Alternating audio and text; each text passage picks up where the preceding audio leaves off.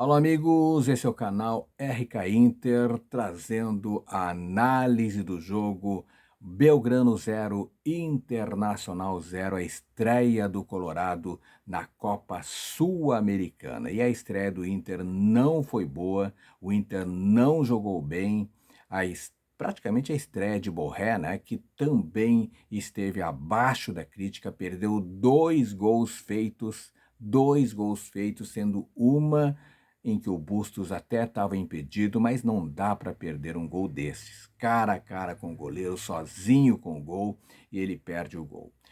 E teve outras estreias ou outras novidades no time do Internacional, como por exemplo o Fernando de zagueiro. Não comprometeu, foi seguro, mas atuou de forma improvisada.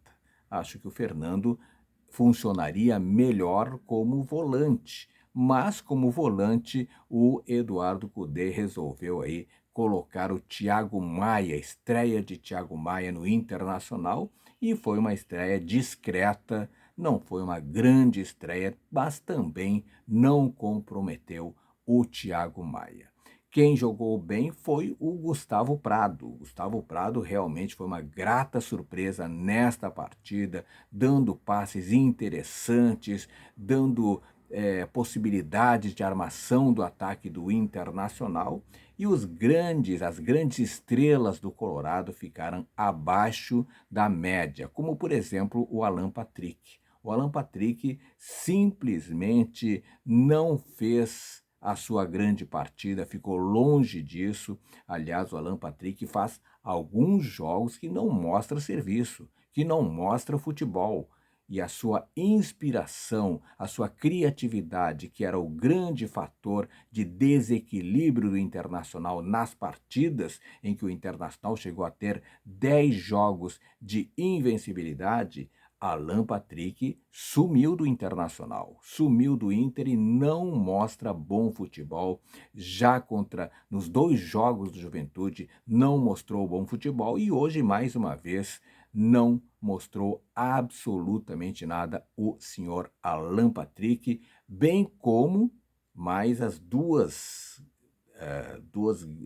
grandes jogadores do Internacional no começo da temporada, que foram o Maurício e o Wanderson. Os dois aí erraram tudo que podia errar, e realmente foi ponto negativo na escalação do Internacional. Nesta escalação improvisada do Eduardo Cudê, que mostrou muitas novidades, mas pouco acrescentou no desenvolvimento da partida do Colorado. Por exemplo, Rocher, seguro, não comprometeu, até porque na primeira etapa ele não foi exigido. Né? Não foi exigido. O Belgrano é um time muito ruim, e no segundo tempo defendeu com segurança aquela bola que vem de cruzamento para a área. Ele tem um soco na bola certeiro, né? Já vem demonstrando essa qualidade em outros jogos também, e fez mais algumas defesas aí interessantes o Rocher. O Bustos foi mal de novo. O Bustos foi mal de novo. Já tinha sido muito mal contra o Juventude, e confiante defensivamente e participativo nas tentativas de ataque, só que errou muito também o Bustos. O Igor Gomes foi um zagueiro regular, né? Entrou bem até em alguns momentos, e já nos acréscimos tentou a chance em um rebote que foi defendida aí pelo goleiro Chico do Belgrano. O Vitão foi seguro e preciso na maior parte do tempo. No final da primeira etapa, errou o tempo e faz um carrinho Passerini, acabou levando aí o cartão amarelo, o Vitão. O Fernando atuando improvisadamente como zagueiro, e foi seguro, né? Não comprometeu, como eu falei antes. Mas não deu aquela aproximação que se esperava com o meio de campo, foi adiantado no segundo tempo, jogando como meia e, novamente, muito participativo. Acho que esse Fernando aí vai acabar sendo titular do meio-campo do Internacional. Está entre ele e o Thiago Maia, mas eu acho que o Fernando vai acabar sendo o titular da equipe do Cudê. O René, mais uma participação não muito boa, apesar de que no primeiro tempo, assim como toda a defesa do Internacional, não foi muito exigido, e no início da segunda etapa teve aquele lance perigoso do Belgrano em que ele faz o cruzamento para dentro da área, ele abre as pernas para Barinaga finalizar na pequena área e quase complicou para o Internacional, quase o gol dos argentinos. O Bruno Gomes foi bem, arriscou um chute aí de média distância ainda na primeira etapa, fez algumas interceptações, mas não apareceu muito o Bruno Gomes. O Bruno Henrique também entrou lento, entrou desatento. Aliás, o Bruno Henrique é outro que começou bem a temporada, mas não tem feito bons jogos aí e parece sem vontade também, sem garra, sem motivação. Thiago Maia, muito participativo, gostei da estreia do Thiago Maia, né? Distribui bem os passes para os companheiros, excelente visão de jogo, isso é um fator positivo no Thiago Maia, e auxiliou na criação também, acompanhando aí o setor defensivo também, foi muito bem nos desarmes o Thiago Maia.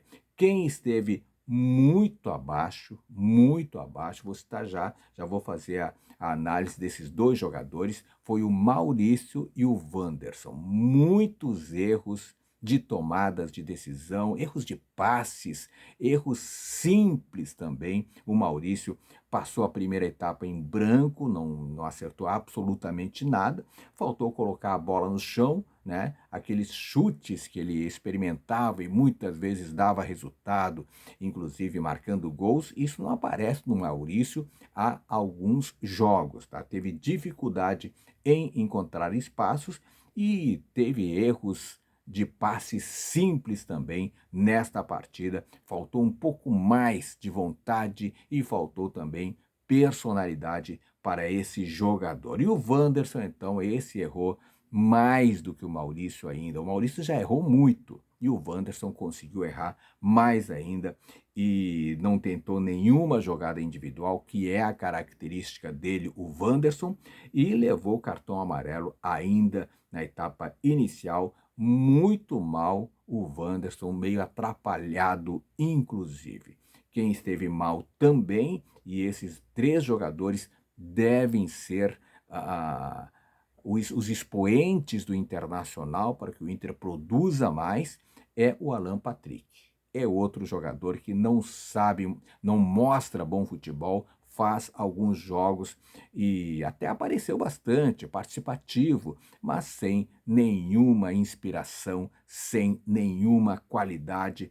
A bem da verdade, estava bem marcado, né? Mas não teve capacidade de se desvencilhar dessa marcação e não teve capacidade de construir jogadas também. Faltou criatividade, que é o ponto forte deste atleta. Sem a criatividade de Alan Patrick, o Inter se mostra um time muito mediano. E ainda mais sem a presença de Valência, o Internacional não existiu na noite de hoje. O Luca entrou apagado, não disse a que veio e não teve grandes participações também. Agora o Wesley entrou com mais vontade. Melhorou o ataque do Internacional. Wesley, que substituiu aí o Maurício, né? O Maurício entrou bem, construiu boas chances do Internacional, fez um cruzamento na cabeça de Borré na entrada da área que ele não conseguiu completar, foi defendido aí pelo goleiro Chico em mais cruzamentos aí para tentativa de Igor Gomes no rebote. E o Borré foi o pior jogador do Internacional na minha visão. Errou tudo, teve chance de se consagrar marcando o gol para o Internacional, não conseguiu duas chances claras, repito, na primeira o Bustos esteve impedido, mas ele, como finalizador, deveria ter concluído para o gol, né? Foi participativo, mas parece ainda sem ritmo o Borré.